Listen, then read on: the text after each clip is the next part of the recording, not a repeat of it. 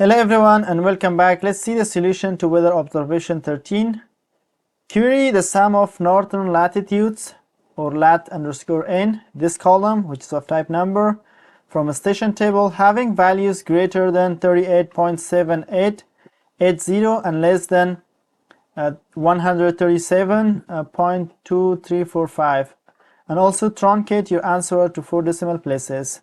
So let's first query this column and see what values we get. Select lat_n from station.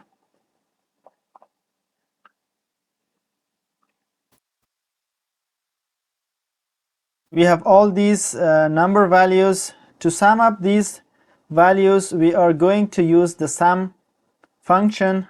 The aggregate function called sum is going to sum up all these values and give us one value. Let's run the code. This is the sum of all the latitude, the northern latitude column, but we are interested in values that is greater than 38.7 and also less than 137.2. So what we are going to do, we can use a where clause here, where lat_n is less than or greater than 38.7880 and it should be less than lat_n is less than 137.2345. So let's run the code.